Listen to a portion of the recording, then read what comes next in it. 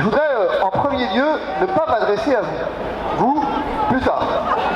Non, je voudrais m'adresser aux forces de police aujourd'hui. Non mais, d'abord, je voudrais m'adresser aux forces de police pour les remercier. Véritablement. Parce que, blague à part, chacun a mieux à faire aujourd'hui qu'encadrer effectivement des manifestations. On ne sait pas pourquoi il y a un tel déploiement de force aujourd'hui, alors que de semaine en semaine, tout a été extrêmement pacifique. Alors, je voudrais vraiment vous assurer, un, de mes remerciements, parce que votre travail est remarquable et important, mais deux, vous dire que je suis également désolé que vous soyez les variables d'ajustement du gouvernement.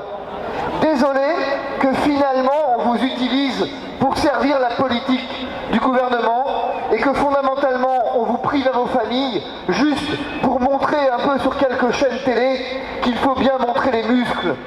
Car vous savez qu'ici finalement vous n'avez rien à craindre. Car vous savez qu'ici il n'y a que des gens en paix et des gens qui célèbrent la paix.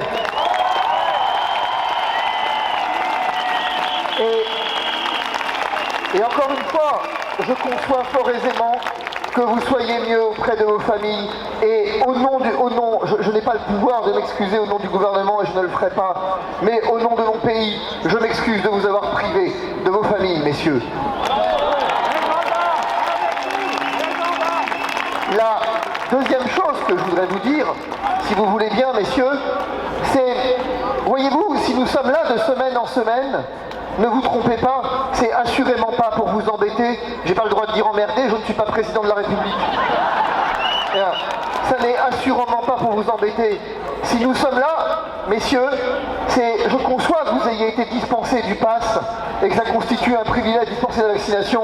Et les pompiers de Paris, vous l'avez vu, effectivement ne le sont pas. Et je conçois que ça puisse constituer un soulagement pour vous. Mais ne vous trompez pas, en fait. On se bat aussi pour vos enfants. Ne vous trompez pas, on se bat pour vos enfants qui fréquentent les classes des nôtres. Parce que dans notre pays, il n'y a pas effectivement plusieurs catégories de citoyens. Dans notre pays, il n'y a pas plusieurs catégories de responsables. Nous sommes tous responsables, vous, nous, de l'avenir de nos enfants.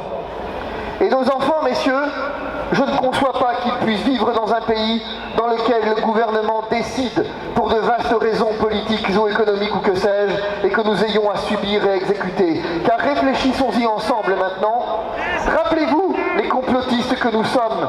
Lorsqu'il y a un an, déjà nous disions attention, tout ça n'est pas clair, et la question des effets secondaires n'est pas clairement traitée au regard d'une AMM conditionnelle.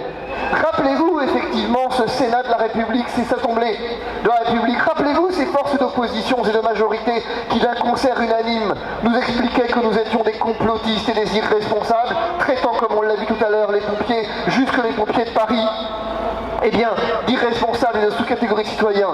Et que fait aujourd'hui le Sénat ? Il lance une commission d'enquête, enfin une mission d'information sur les effets secondaires des vaccins. Ah bon ? Il y en a ? Donc il y en a.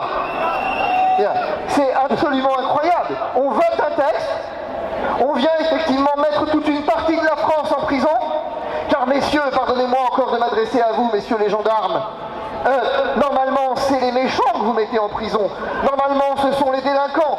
Eh bien voici que là, sur cette place, vous avez les citoyens de France qui n'ont commis aucun délit, mais qu'on a emprisonnés quand même. Et donc,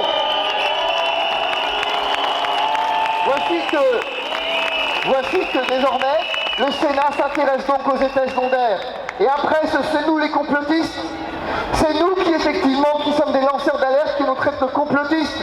Et voyez-vous un autre élément. Hier, et je termine là-dessus, mais sur un plateau, il m'est arrivé quelque chose, si Jean-Marc Morandini, d'assez amusant quand on soit. Je ne sais pas très bien pourquoi, un analyste politique, c'est par Skype, s'en est pris à moi. Je ne sais pas qui c'est Éric Revel, je ne le connaissais pas en fait. Bien. Et je ne sais pas très bien pourquoi il s'en est pris à moi, ad hominem, comme ça, vraiment, de manière aussi violente. Et donc, on me demande ce que j'en pense, et je dis, bah écoutez, quand il est en train de raconter des conneries, je pourrais peut-être commencer à discuter. Ça a suscité l'indignation du plateau, du membre du Rassemblement National qui était là, du socialiste, de la République En Marche, au moins on les a unis, c'est pas mal, bien. Et effectivement, de Jean-Marc Morandini qui m'a dit vous n'avez pas le droit d'insulter les gens. Alors d'abord, je n'insulte personne, en l'occurrence l'occurrence, je suis insulté. Moi, je suis celui qu'on veut emmerder quand même, hein. Moi, je suis celui qui, depuis 1 an, se fait traiter de tous les noms. Moi, je suis celui qui, en votre nom, pour le coup, se fait traiter assurément de tous les noms. C'est absolument incroyable quand on y pense. Eux ont le droit de tout dire, ils ont le droit de tout faire, mais nous n'aurions qu'à subir et nous taire. Eh bien, mes chers amis, ce que je suis venu vous dire, c'est juste que je ne compte pas me taire. Mes chers amis, ce que je suis venu vous dire, c'est que la réforme du contrat social dont parle Gabriel Attal, quelqu'un pourrait-il lui faire passer mes cours de droit constitutionnel de première année en lui rappelant qu'il n'a pas le pouvoir de le faire? Et enfin, dernier point, vous avez vu que le pass vaccinal, normalement, devrait être suspendu en mars, fin mars, début avril, au gré du prince, la volonté du prince. Mais le monde d'après sera à reconstruire. Le monde d'après sera à bâtir, parce que s'en suivra un traumatisme jamais égalé. S'en suivra un traumatisme absolument considérable, une fracture. Mes chers amis, c'est sur vous que je compte pour reconstruire ce monde. Nous allons avoir besoin, dans les mois qui viennent, de votre énergie. Nous allons avoir besoin de votre détermination. Nous allons avoir besoin de tout ce que vous êtes, tout ce que vous avez mis dans toutes ces semaines de manifestations qui sont loin d'être terminées, car nous ne sommes pas stupides. Alors voilà, en dernier lieu, c'est ça que je voulais vous dire.